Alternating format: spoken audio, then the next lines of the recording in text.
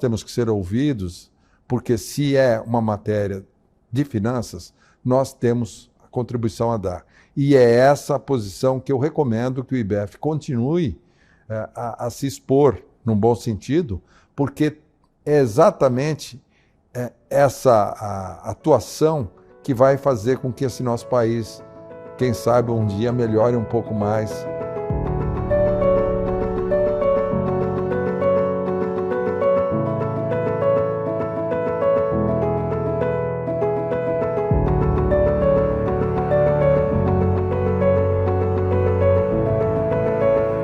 A grande homenageada como CFO do ano de 2022 é realmente uma honra.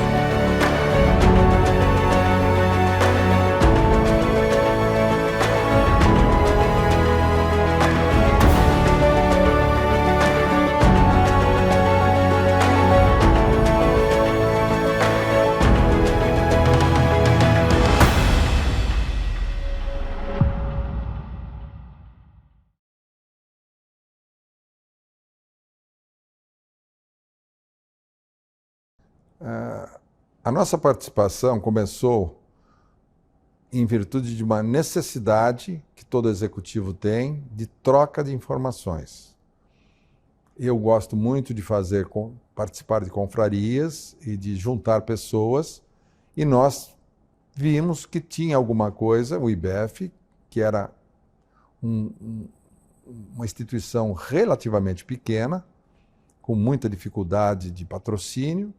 E aí houve um grupo de jovens, para aquela época, que começamos a interagir e fazer com que o IBEF se tornasse, através das várias comissões, de várias diretorias, de várias pessoas que deram boa parte do seu tempo. E nós conseguimos, primeiramente, valorizar a figura do executivo financeiro, dar para ele todas as possíveis ferramentas para ele melhorar o seu desempenho através de cursos, através de conferências, de congressos. E hoje nós temos esse compartilhamento de uma forma muito maior, subdividido às vezes com os jovens, com as mulheres, com as inovações.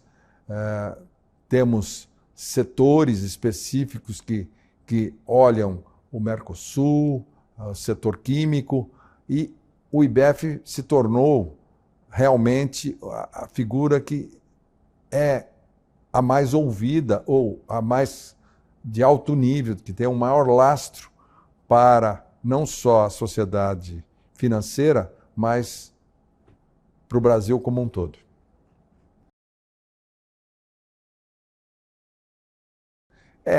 Os desafios foram os seguintes. A partir de que você solta uma ideia, a ideia, aliás, engenheiro de obra pronta tem muita gente. E soltar ideias, por que a gente não faz? Mas para materializar foi um complexo, porque você tinha que fazer. Eu lembro que eu fazia, a gente alugava os ônibus, a gente dividia os quartos, porque nós não tínhamos uma equipe, não tínhamos alguém que se preocupasse, como hoje temos, como é que faz para ir buscar o patrocinador, quem vai fazer o happy hour, quem vai patrocinar o jantar, qual é o elemento que nós vamos trazer para fazer uma palestra, que já foram vários, até presidentes da República, qual é o cantor ou a cantora que pode fazer um show. Isso tudo você tem que pagar o almoço, como a gente fala. Então você tem que ter o patrocinador e tem que ter um grupo de pessoas de alto nível para que você mantenha o vibe bom para todos.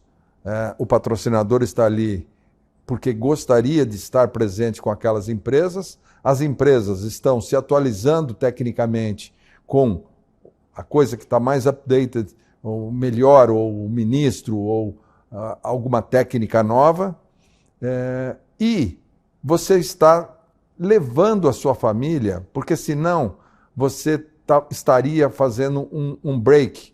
A pessoa trabalha de semana inteira, no fim de semana, que em tese, ele deveria se dedicar para a família, ele estaria indo num congresso técnico só, e só com, naquela época, mais homens, hoje já tem muitas mulheres, mas só executivos, executivas. Com o entrosamento da família, você, na piscina, há um congressamento, há um network muito importante, porque você troca informações. Você conhece a pessoa não pela relação simplesmente de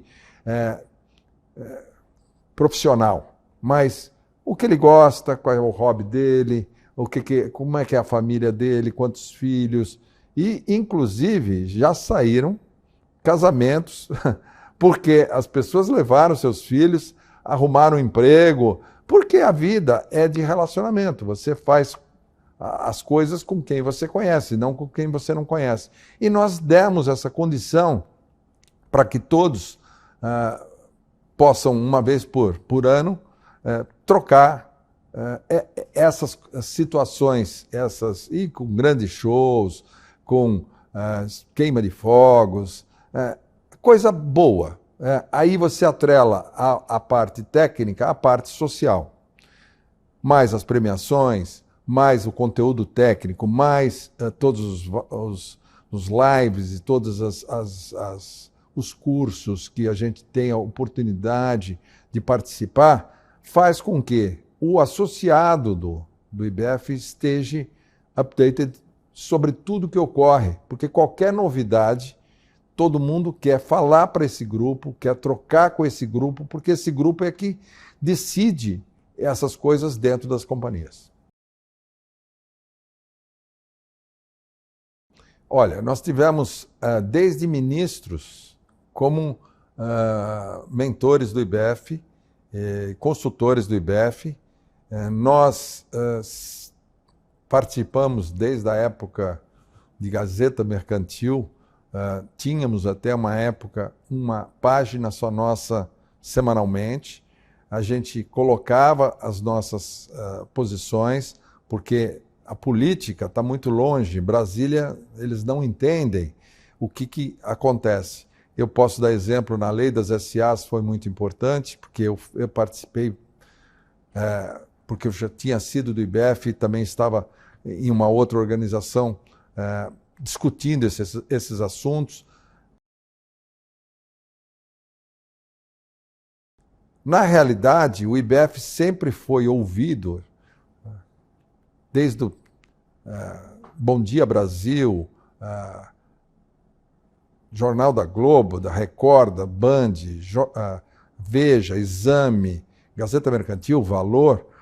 A posição do IBF sempre foi colocada muito importante para que todos tenham a visão do outro lado. Porque, às vezes, se você só deixar politicamente, e o IBF se posicionou, inclusive, às vezes, com votos contra as situações tomadas, que não tinha base técnica e queria influir negativo ou positivo, mais negativamente, e nós nos posicionamos sempre olhando esse aspecto.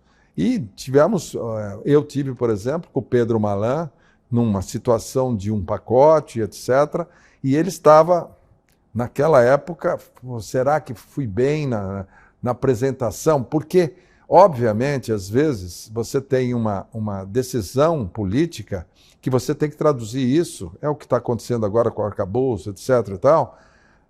Como é que isso vai afetar as empresas?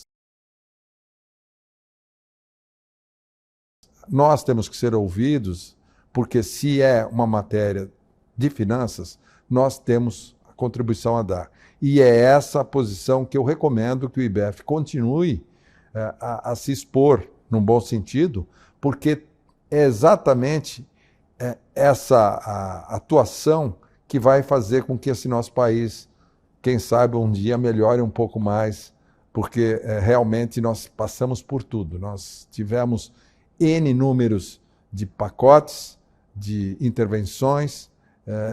Infelizmente, a gente tem que olhar esse aspecto numa vida um pouco mais longa e com mais consistência. Nós não podemos, a cada governo, mudar totalmente a visão. Não existe um plano diretor futuro em que isso vai acontecer dessa forma, troca ministério, aumenta ministério, acaba ministério. Isso não tem sentido.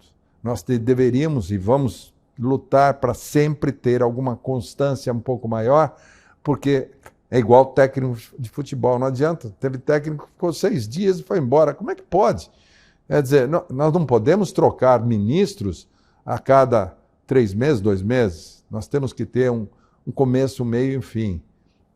E eu acho que só com a parte, cada vez que for possível, técnica, é que nós vamos conseguir.